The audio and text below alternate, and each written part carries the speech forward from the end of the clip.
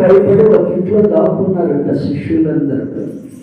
ఆందోళన గురైపోయి సమాధానం లేదంట, వారి హృదయాల్లో సంతోషం లేదట.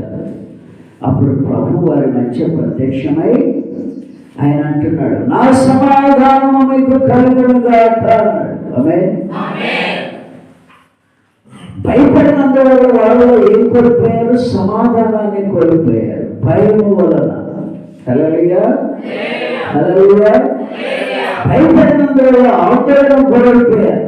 కానీ వాళ్ళు పొందుకున్న దేవుడు, వాళ్ళని నడిపించి బలపరిచిన దేవుడు, అనంత జ్ఞాని అయిన దేవుడు వాళ్ళ ఆందోళనను గుర్తించి వాళ్ళ వచ్చే ప్రత్యక్షమై, తలుపులు వేసుకుని దాక్కున్న ఇంటిలో ప్రత్యక్షమై, నా సమాధానం నీకు అనుగ్రహించుచున్నాను, భయపడకుడి అన్నట.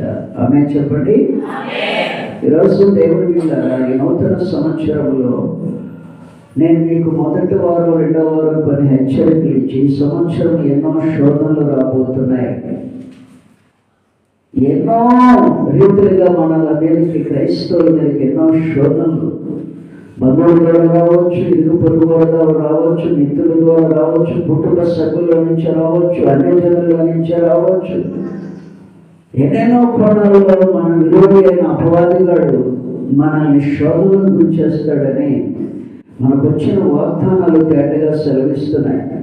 అయితే దావీదు ఏమన్నాడో తెలుసా? గొలియాతు ముందు నిలబడినప్పుడు, యుద్ధము, పెద్దగా చెప్పాలి, యుద్ధము యెహోవాదే.